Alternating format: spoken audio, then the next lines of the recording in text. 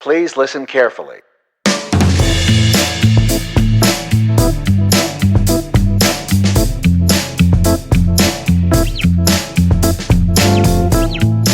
Hi, I'm Paul Fields. And I'm Dave Guzman. And this is Practical Bass, where each week we pick a topic of interest to you, the working bass player and musician, and we take it apart, dissect it, look at it from a few different angles, and hopefully spread some understanding and some knowledge and wisdom around that's going to help you elevate your gigs and gear to the next level. That is our entire mission. You'll see it printed on our website at practicalbass.com. If you'd like to reach us, you can do it through the contact form on that site, or you can email us directly at podcast@practicalbass.com. We would love to hear from you. We definitely love getting listener mail. We love hearing from folks out there in the bass community. Please don't be shy. Reach out and say hello. We also can be found on all the social networks, Facebook, Google+, Twitter, even Instagram. Feel free to send us photos of you, your dog, your rehearsal studio, whatever the case may be, your gear, all of that stuff. We love it. And we hope that you will subscribe to the podcast and share it around to your friends. We'll talk a little bit more about the subscribing later on down the line. But first, I think we're going to dive into our topic for today. What is it, Dave? Our topic today, actually, it's like it's a kind of a piggyback on a couple of others that we've done recently around home studio, recording, demos. So we're gonna needle into this thing that we keep circling around, which is your digital interface. Yeah, that's kind of like the centerpiece of a lot of this nowadays, right? Most people are recording not onto, beautiful vintage tape decks anymore, but we're using digital, and a lot of people are using plugins or whatever to emulate that stuff, and that's great. But how do you pick the right one? Yeah, coming from a very in theme of practical bass, staying practical. Yeah, because there's a lot of beautiful ways to do all this, but kind of in that mode of how do we get there? Yeah, exactly. And the first thing is really just picking yourself up the right digital interface for what you want to do. A couple caveats up front. This one is probably a little dry. We've got some, we got some numbers. We got some hezaworts. Wait, what are they? His a heckaworts. His a word. I don't know what the words are. Paul does. You're good with the words. You're good with the words, Dave. You're good with those words. There's a lot of facts and figures coming. That's all we're telling you. We're telling you up front. There's facts and figures coming your way. Yeah. It is a pretty dense topic, but it's also, it's also cool. It's a good thing to know. Cool. If you're a traveling bass player, having a digital interface is really important. You can, with the right interface, you can kind of tuck it in your bass bag, tuck it in your knapsack when you're on a trip. You could be recording tracks for other people and sending them on, for any number of recording gigs that way too. So it is a really useful tool to have, just like extra set of strings or a compressor pedal or whatever the case may be. Yeah. So do you have a digital interface at home yourself? I do. Yeah. Yeah. Yeah. I don't even know where it stands and how cool it is or the proficiency of it, but I have a Tascam US-1800. Yeah. Well, that's got a lot. That's like it's got 8 inputs on it, right? It has, I think it had more than that. Yeah. Well, 8. Oh. So it has 8, 8 mic inputs. 8 mic inputs, and then another 8. Oh, 8 line inputs on top of that. Holy moly. So it's 16. Wow. 4 outs. And then controls. There are some pros and cons, for it. It's like a rack mount unit. It's a rack mount. Yeah. It looks like it needs to be there, and I just toss it on top of my desk. Well, we always say, that shows you're professional when you have something that goes in a rack. So I wanted to go pro. Means you're a pro. I wanted to go pro for under $200. No, and actually, and it's this is whatever. It's something that you can find. It's at the bottom of the the reverb list used from a price point. Yeah. But they're workhorses. Yeah. And it's older. Yeah. I think the unit I have is probably 10 years old, 8 years old, somewhere along those lines, but it's USB and it works and it doesn't fail me. I know the guy before me used it for a while because when I pulled it out, it smelled like a cigarette ashtray. Nice. So it definitely got like a lot of, cigarette time. Definitely. For whatever it's worth. Yeah. And that's what I was looking for when I got. I was looking for something budget.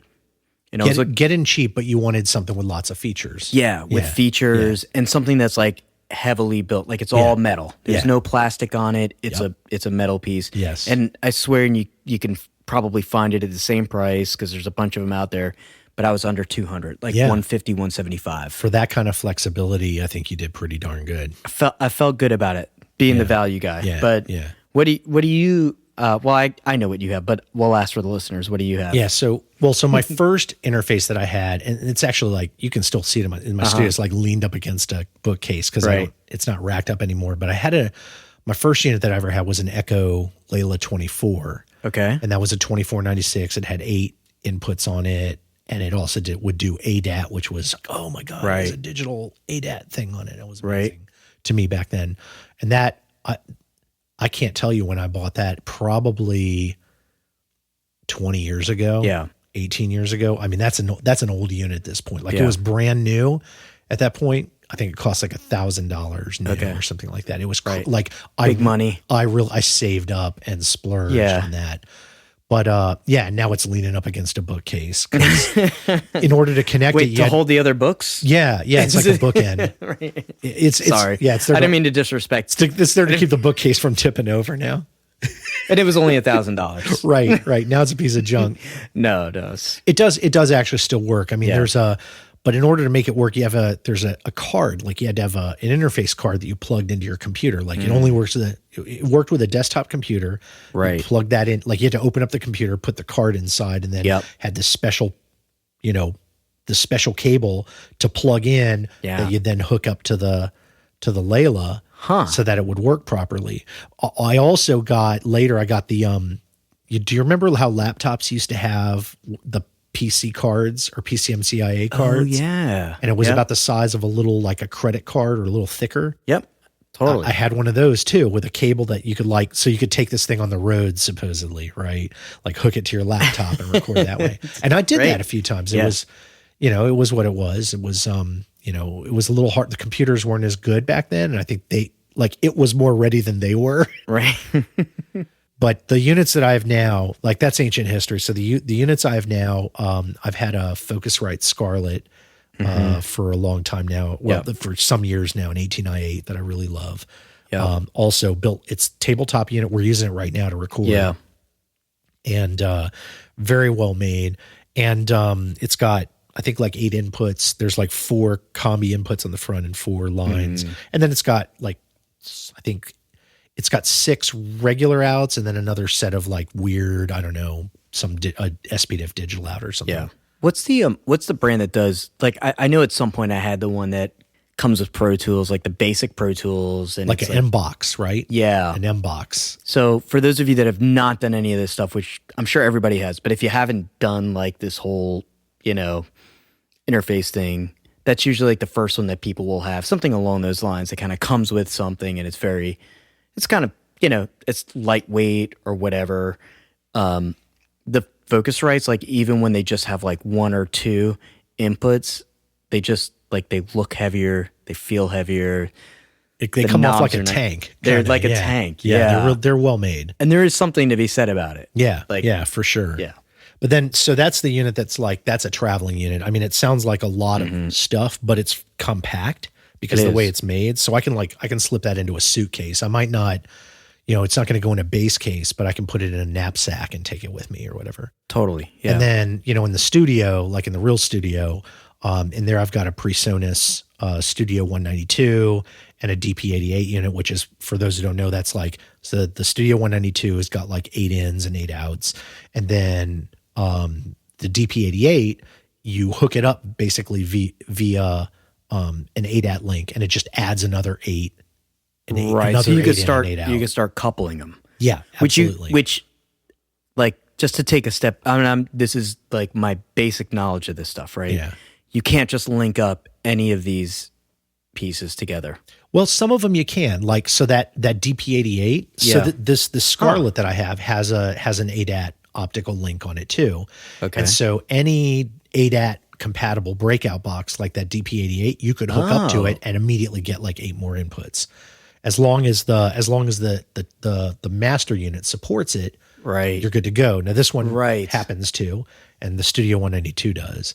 But the Studio 192 and the DP88 are like, they're these rack units like your Tascam. Yeah. And so the nice thing about them is they're all racked in the studio. And so basically I have all, 16 inputs are coming in there. But I can't like my old Tascam, like I can't connect it to that and add those to this. Yeah, probably not. Like usually what happens is like the breakout boxes have a certain, like they have to be engineered a certain way. Like they have a chip in them that lets them kind of communicate over the ADAT link. Right. And be like a slave to the top box. Because at the end of the day, like everything that you're plugging in, like the difference between plugging into a mixer and then just going out and then going into a computer somehow. Yeah. Like where whatever you send out is just one like line of communication. Yeah. One piece. Like whatever's in that mixer, you could have like a 16 channel mixer, like an old, like whatever, 20-year-old mixer, and you could send it out to a computer. But whatever you mix, that's it. And it's going out. Yeah, like if you were to take that mixer and then, have it just has like 2 or 4 outs or something like that, you're going to plug those in and you're going to mix on that board. Right. So the world where we're in right now, the discussion is about like breaking out all of those lines separately. Yeah. It's really about like that digital interface being like, make that your brain. Don't worry about like an extra mixer or anything like that. Like you can do all of that stuff in the box.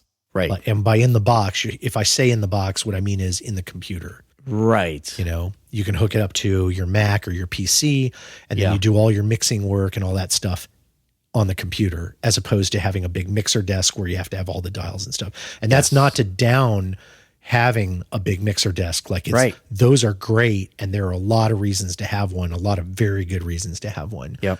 But they aren't necessary per se. And a lot of people, a lot of kids are coming up nowadays and getting into the game. And that is the world that they have grown up knowing is working in the box, because that's what's available to them. Sure. Right. And so there's like, we're in this weird stage right now where in the recording world, there are some people work in the box. Some people still work on big like desk equipment and stuff, outboard equipment. And some people do a hybrid of both. Right. Yeah. Because there's all sorts of good that can come from that too. Yep. Yeah. So just to kind of like reel it back into the interfaces, one more thing I wanted to note, like we just yanked out of our butts, like all this, these brands and numbers and stuff. And I did want to remind people there are much easier ways to get into a digital audio interface. And you, sir, were very kindly, I think you gifted my daughter with a unit so that she could start doing a little recording on her own. That's right. And it's a Line 6, I think it's called a POD Studio UX1. Right. And again, big long name, but all it really is a digital interface. It lets you plug a guitar and a microphone in, and then it attaches by USB to your computer. And it's like a piece of magic. It's great. She loves it. And you can throw in the Pod Farm. Yes. Like all those effects in it. Yep. The Pod Farm plugin. Easy to use. Yep. And so you can have like, guitar, you can put amps on the guitar in the computer, basically do it all in the box. Yeah. So she's been messing around with it lately. Cool. And I nice. haven't gotten too far into it because I don't want to make it uncool. Right. Right. But right. Yeah. So she's all over that. So there are lots of options out there. So I think, really the thing that we wanted to do mostly is to really give people some idea of what to look for in an interface. Yeah, like just like a general understanding. Like for me, a lot of it is it's still a mystery, right? That's the guy that I am. It's all like I'm not really sure. I kind of will know for a minute when I'm studying it because I'm trying to buy something, but like one of the things, for example, like when I'm looking at it is that there are these like they're bits, right? Like 16, 24 bits. Yeah. So what is that? Yeah. Like throw that out there. So the what you can think of those numbers as being basically there. I mean, there's a huge amount of math and science that goes into it. So I'm going to try and shortcut that. Right. I don't want the listeners to come away with the idea that like we're dummies and we don't get it. Right. Right. I spent my whole like 2 whole careers now in like technical fields. So Right. I got this stuff, but a lot of people don't want to hear all that. Like they don't want to hear how sampling works or oversampling. They don't want to hear how a waveform gets turned into digital samples. Wait, But is that why you know so much about this stuff? I know that you're like in the technical field. You're laughing, but I'm learning this right now. Yeah. That's literally why you know all this stuff. well, you study Yeah. once you read enough about it and you Yeah. kind of studied it in different ways, you kind of Yeah. you get to understanding it. You understand. I mean, I'm not an expert in like psychoacoustics or anything like that, like any of the real like super science about sound. Right. But I know how like how digital analog signals work and things like that. Right. So it makes it a little easier. But having said that, no one needs to know that stuff in order to buy a digital audio interface and use it. You don't need to know that stuff. Right. If you know the bare minimum of things that will help get you by and how to use them, you're good. But those bit numbers are good to know so that you know whether something is worth buying or not. Right. Right. So 16 and 24 bit are the most used. The 16 bit and 24 bit basically refer to the sampling depth that's used. And you could think of this as being the resolution of the dynamic range of a sample, right? So Okay. 16 bits, you'll just have to take it from me because we don't want to explain the math. But Right. 16 bits basically means that when you sample, like when you're doing any sampling, and that's all these interfaces are, they're taking an analog signal in, Yep. it could be a voice, it could be a guitar, whatever, and they're sampling it very, very, very fast. And at Right. each point when they sample, they get a value. And the value is basically like how loud it is at that point. Yep.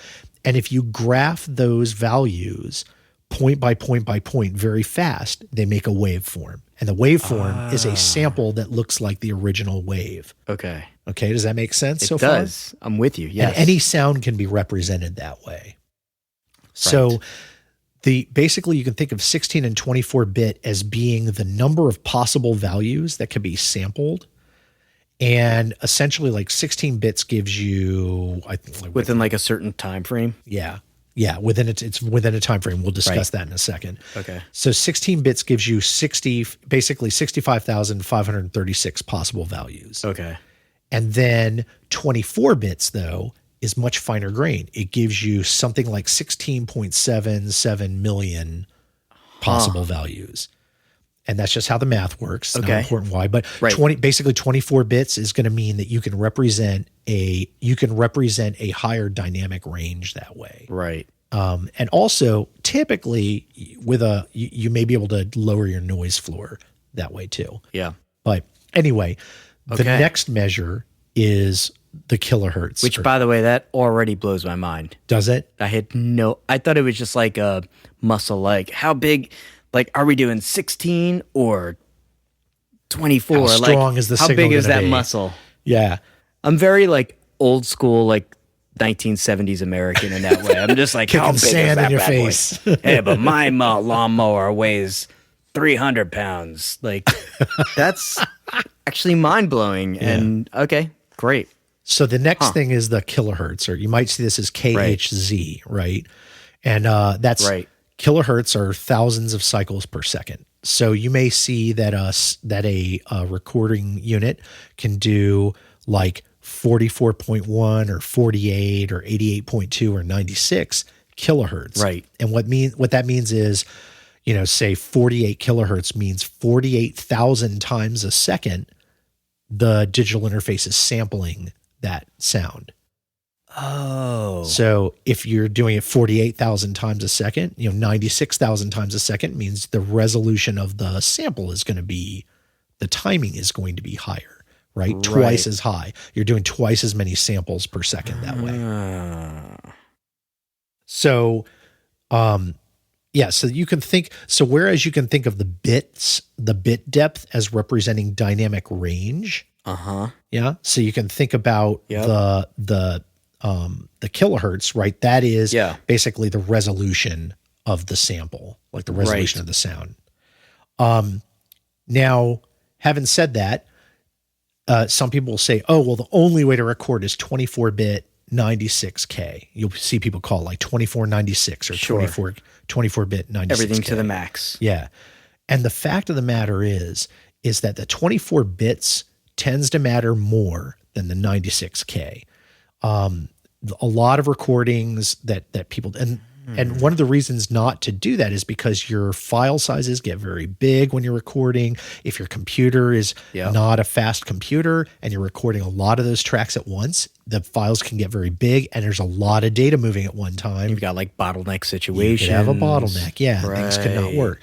The 24 bits matters more when you're recording. Okay. But having said that, almost any unit that you buy nowadays, because of the way the chips are made to support these units, they're not made by like 150 different companies. They're made by like 6 or 5.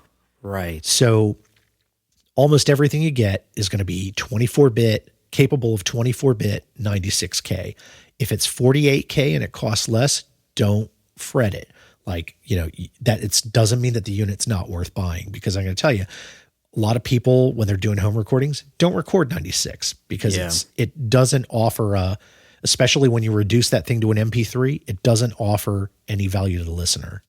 So when if you're shopping for something, right, then you try to like figure out what all these numbers are, and you start like going into analysis paralysis. And you're like, I don't even know what I'm looking at. But like, for example, I pulled up this spec sheet on my interface, right? Like my basic $150 piece, right? Yeah. And I look at, there's a line that says supported bit rate. Yeah. And it says 16/24. Yeah. What is that saying? So that means that it'll do 16-bit recording or 24-bit recording. You can choose which one you want in your software. Oh, and then when I go into my software, I do have the ability of choosing. You pick what you want. Exactly. Like any studio recording, like no matter what you're using, whether it's, even if it's GarageBand, you can choose that. Right. So you don't have to buy like real expensive software to be able to record at that level. Okay. Yeah. So, so there you go. And, here's a little tip. Some people ask like, why 44.1 versus 48? Or why 88.2 versus 96? Right. And I'll tell you why. Because the reason that 48 and 96 are good in some cases is because when you are making audio that is going to be synced to a video project later, having an even number like that makes it easier to deal with frame rates in film, which usually are 24 frames a second. Okay. Right. So matching that up with 24K is a lot easier on the computer than trying to match this oddball number of like 44.1. Right. Even if you're shooting, like, even if you're doing TV is 30 frames a second. And again, the math is much easier. 30 and 48 have a common denominator, blah, blah, blah. So the other numbers exist. The reason we have 44.1 and 88.2 is because those 44.1 was designated as the standard for CDs way back in the day. Right. 44,100 hertz, 44.1 kilohertz. Right. That's what CDs work at. 16-bit 44.1 is CD quality. And it's good enough for just about everybody. Yep. If you ever meet anybody who says, oh, well, I can hear the difference, chances are they're lying. Right. Most people can't. You have to really have golden ears to be able to tell the difference. Having said that, so the reason that 44.1 exists is because of something called the Nyquist frequency, which is it's based on where the level, the average level of human hearing stops. And sampling at that rate allows you to push noise and errors in the recording out to an area of the frequency spectrum that people can't hear. Right. So that's why 44.1. And the only reason 88.2 exists is because it's twice as much, and therefore it must be better, right? Right. So that's why that came about. That's amazing. So there you go. So how that is, like, for me, that just like unveiled so much information. Boom, boom, boom. I don't know. I'm so like, it just, that's a lot of mystery for me. Like just completely resolved out. I love it. That's what we're here for. Yeah. To demystify. So when you're so then if you're in that buying mode and you're trying to figure out like, which one I'm going to get, how do you decide which one? Like what are those factors that you're looking at? Well, first thing's budget, right? Like Right. everybody's got a budget they're working on. Like know your budget walking in and know what your wiggle room is. And if you know that, then it gets a lot easier to choose. Like if you're just trying to choose among like literally hundreds of options, it's nearly impossible. Like know how much you want to spend. And, I would say when you're thinking about budget, realize that again, the level of recording finesse and like the level of detail and the level of quality that we have at our fingertips now in even a cheap digital audio interface is so far beyond anything that was available when some of the greatest recordings in the world were made. Yeah. Like knowing that that's out there, like why would you go out and like, oh, I have to buy this like $1,000, like some dumb people did when they were younger, right? Like certain people sitting in this podcast. You don't need to buy that. Like you can spend $200 and get a great unit nowadays. Sure. You do not have to spend a lot of dough for this stuff. So know your budget. Know what you want to use it for. Do you want to use it for like, do you do a lot of writing on the road? Like, do you tend to like, record some riffs or like song ideas or things like that? Do you put them on your phone and then not like them where you might like to have a little better quality? Well, in that case, maybe portability is something that's important. Yeah. Is this thing going to sit at home in a rack where you're going to use it there, like in a certain room? Or is it something that you want to be able to carry around with you and do something with? Because that's going to dictate what you look towards. Like maybe you're going to take it to your rehearsal space. It's at somebody else's house. Yep. But you want to be able to, Like so how portable is it? How portable does it need to be? Yeah. And here's another thing to think about is phantom power. And for folks who don't know phantom power, so what that is basically like the ability for a unit to send a 48 volt signal over an XLR cable that goes to a mic. You don't need to have phantom power if you're using like, a Shure SM58, a dynamic mic, right? Those don't require phantom power. Right. The mics that do are like large condenser mics, or even small condenser mics. Not all of them, but some of them. You always have to check the manual. Be careful because if you put phantom power into some mics, like certain ribbon mics, you literally will destroy them. You'll fry them right away. Yeah. But large diaphragm condenser mics generally need phantom power. Right. And so that's the ability for the unit to send that 48 volt signal. So if you're a person, like if you want to be recording vocals, like nice vocals, not like, hey, I wrote this song in like 5 minutes vocals, but if you want to actually get a good vocal recording, think about getting a unit that has phantom power on it. Right. Yeah. And the thing to remember about that is units that run off of USB only, like if it's a unit that's small and you can power it directly off USB, it may not allow you to do like that. It may not offer phantom power because normally the power that you get from the computer is not going to supply 48 volts over USB. It's like, I think you can do 5 or something like that. It's small. Yep. Yeah. Which is where, you need that AC adapter. Yeah. Yeah. You need to have an adapter for that unit and you're going to have to plug it into a wall. So if it's one of those units that's like all self-contained, chances are it won't do phantom power. Yeah. So keep that in mind. Yeah. Again, it may not be a make or break for some people. They may not care. Yeah. And I mean, you can also, like, if that's the piece that you have already, then you can get for pretty cheap, like a preamp. Yep. To boost the signal and all that. So then I guess another thing to think about is how are you going to connect it up? And chances are USB, right? Yeah. It's still without a doubt the most prevalent connection you're going to find, on equipment out there. And your unit is USB. Mine's USB. It's probably USB 2, right? Although, mine's USB 2. Yep. Although I would say like when I went shopping for mine, there was a lot of what's the Mac? I'm not a Mac. FireWire. A lot of FireWire out there. Yeah, back in the day, there was a lot of FireWire. That's kind of gone by the wayside. Yeah, because USB Apple 2 decided that they don't want to do it anymore. Right. And so, so now they have, what do they have? Yeah. Well, so they've got Thunderbolt now. Thunderbolt. Yeah. Right. So here's the difference between those. So here's a couple tips that will help people out there. So you might be looking at a unit and trying to decide, oh, should I get this USB 2 unit or a USB 3 unit? You don't need to worry about it. A USB 2 connection and a USB 3 connection have the same latency. Yep. It really depends on the controller and the computer, and it's not about the unit itself. So this is just something that you're going to see. I even found like 10 websites on the web that literally were 100% wrong about this. They're like, oh, USB 3 will give you better latency numbers. It's like, no, it won't. It really won't. USB 2 and 3 are basically the same latency. The difference is that USB 3 allows you to carry more data faster. Think about it like this.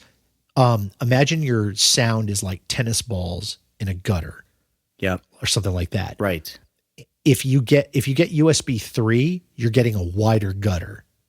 The balls aren't going to go any faster. Right. But you can fit more of them in there. Right. But the thing is that USB 2 is spec'd so that you can basically do, 8 channels or even maybe it might be 16 channels of 2496 How many tennis audio. balls do you own anyways? Yeah. Yeah. Right. Most of these units you can use USB 2. Like my Scarlett, if I loaded every single input on it, it has a USB 2 connection and it will work just fine. Yeah. I wish I had this conversation earlier because these are all the questions that I had. Yeah. But there's nothing wrong with USB 3 either. USB 3 is fine. It just has more bandwidth. You could carry even more audio on it. It's just chances are, you when you're starting to talk about the units that are going to carry more data in that, you're probably not talking about USB connections anymore at that point. Right. You're spending serious dough now. Right. Right. Thunderbolt, on the other hand, has lower latency than USB. And by latency, what I mean is that's how fast it takes for the computer to be able to receive the signal when the unit sends it. Right. Right. So it has to come in and the USB controller and the Thunderbolt controller or the USB controller or whatever has to like interpret that data, do something with it, be able to pass it around to the processor. Yeah. All that stuff takes time. It may not be much time. You're talking about milliseconds here, but when you add it up, like it's got to come, like you have to send signals out, they go out to the unit, there's something happens, comes back, like that. There's a round trip to that. So that latency can add up. Yeah. On Thunderbolt, it's a lot lower than USB. So that's a plus. On the other hand, it's more expensive. Thunderbolt units are usually a little more expensive. And if latency is a new word for you, you want low latency. Yeah, lower the better. Lower the better. Yeah, low latency is good. Latency is that how long it takes to react. So the smaller that is, the better. I know, like even with my unit, there's one quirk with it, right? Yeah. Where like every now and then, if I've got it powered on for I didn't turn it off or it's on for too many days or whatever, or something weird, all of a sudden I have this like ridiculous delay. Yeah. Yeah. And it's happened with other units that I've had where it's like this absurd delay and you just have fun with it for a bit. You're just like echo, echo, echo, and you like do all these fun things with it. Yeah. And then you realize like, but I can have fun, but I'm not going to record. Right. Because it's absurd. Yeah. That's the latency thing where like you want it to, whatever you're playing, you want it to be recorded as close to real time.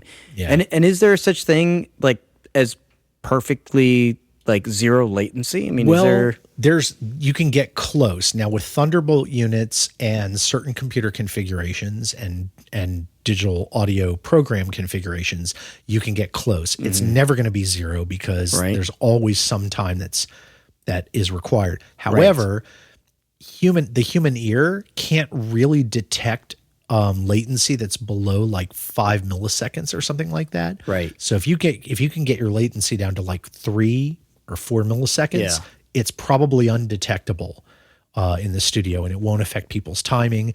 And again, everyone's going to hear things at the same time.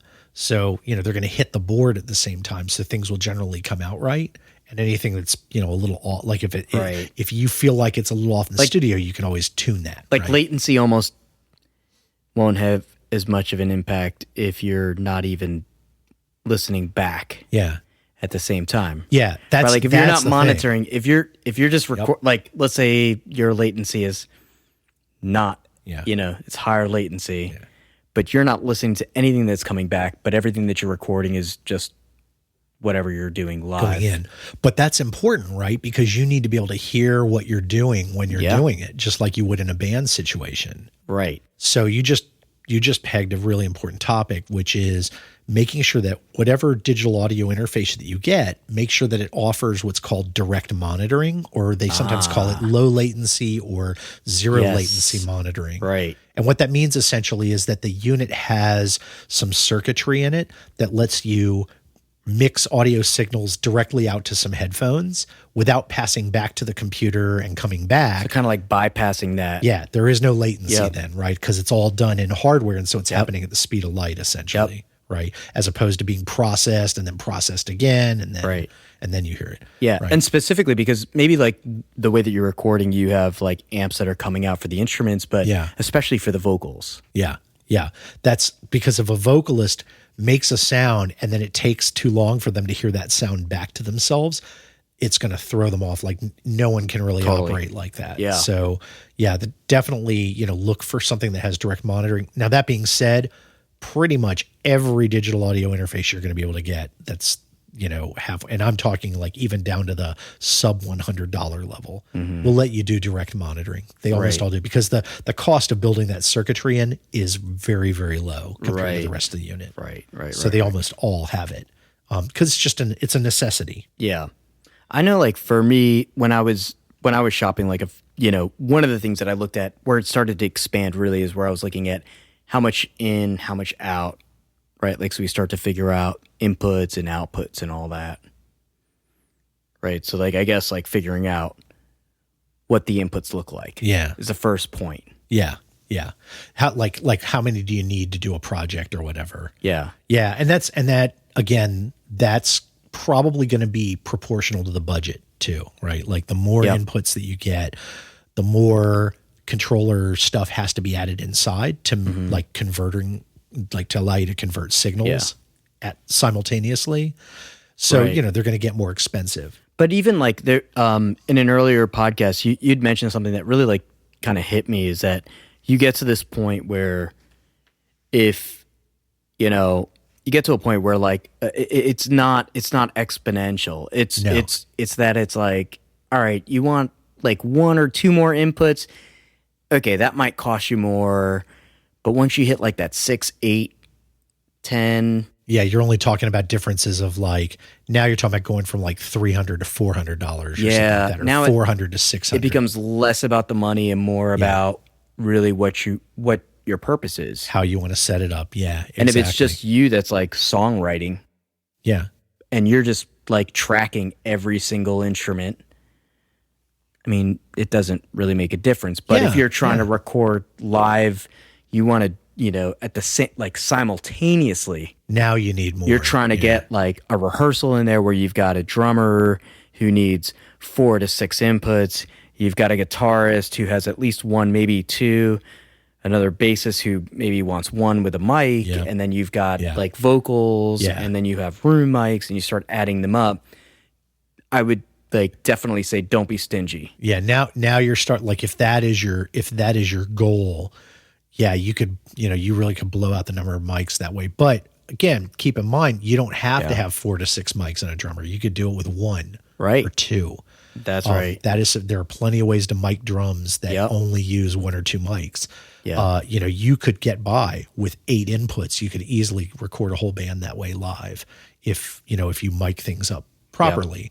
I would guess that most people who are looking to buy an interface are probably like, if they're buying their first one, I always think it's a great idea to start small, right? Yeah. Like learn it at a small scale, and then you can always graduate up, right? And I really believe in this, buy used if you can. Like if you can get a good deal on something that's used in very good condition or new old stock, right? NOS, buy that, right? And you can get it on the ground floor for one of these, interfaces for like $99. You get like a Scarlett 2i2, right? Which is literally just 2 ins, 2 outs. Yep. And that's it. That's all it does. Or a 2i4, which has 2 ins, but it also has like, I think, headphones out, and it'll let you, the way you can plug things into it is a little bit different than the 2i2. So the 2i4 is probably a good deal. I think there's like the Apollo Twin, I think is a really good one, although a little more expensive. There are lots of choices out there in the like $150, $200, $250 market. Yeah. That's a great entry price. You're going to get a unit you can do a lot with, and it'll be small and portable. You can take it with you and play around with it at your leisure. But just as like anything else that we know as far as like gear and equipment when it comes to musicians, especially when it gets into like the technology space. Yeah. That's why it's important not to spend a lot on your first one. Yeah, because we all hit that one like super fast. We learn it, we become in love with whatever that technology is, or we don't. Yeah. Right? If you don't, then it's cool. You didn't invest a lot of money. Yeah. But if we do fall in love with it, then we leapfrog on to the next. Right. And really fast. Right. Right. Which is why it's important to like get those things that do have like the power that's going in that you can put in for, your ghost power that goes in that does have maybe 2 inputs at least. Yeah, I would say that's a great place to start. If it were me and I was going to somebody's going to start their first interface, find something with phantom power. Yep. That gives you 2 inputs. At least one of them should be able to plug a microphone in. So it has like XLR, maybe both of them, but at least one of them. Yep. And the other one you should at least be able to plug a guitar into. Yep. It's best if it has an output for headphones on it, like one pair of headphones. It's and what I love is like one big knob on it. Makes it easy. So like super just control easy, the headphones. totally. And or maybe there's 2 knobs, like one for the headphones and one to actually send out, where you can plug some speakers in from the back. You plug, you use those to wire into some monitors. Yes. You don't need to have monitors right away, but it's good to have that option later, so you can buy some monitors later and now you're starting to build up a little bit of a studio, which I think we'll talk about that in a future episode, I think. But, sure. Those, I think if you stick to those things, you're probably looking at, whether you go used or new, between $100, $200. Yeah. You're out the door with whatever you need at that point.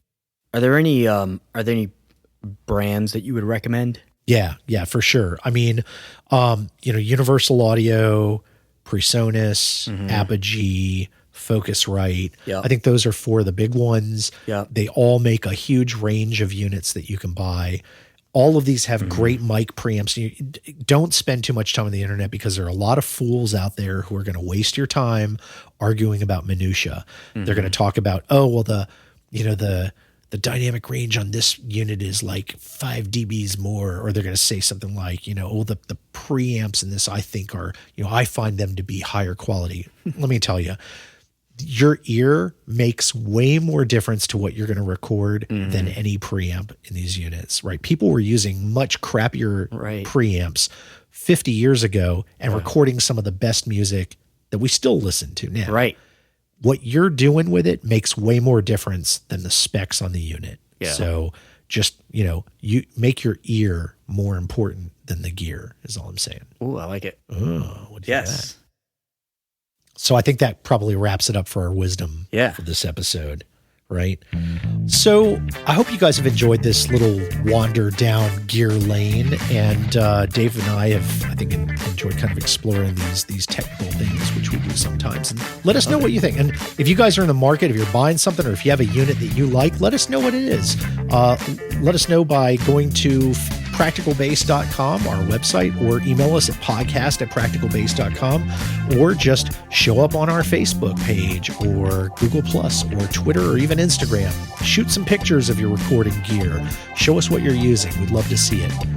We also hope that you're going to subscribe to the podcast. It's really easy to do that, whether you are using podcasts on your iPhone or your iTunes app on your Mac OS device, if it's Google Play Music or Stitcher Radio or any one of 100 other podcatching apps on any platform. Just search for Practical Bass, and when our black and white logo comes up, hit subscribe, and you're going to get an episode delivered to you every week for free. For free. Free. That's what we do here, for free. And we will hope to hear from you soon, and we hope that you will enjoy our next episode. Until then, I'm Paul Fields. And I'm Dave Guzman. This has been Practical Bass. Thank you for listening.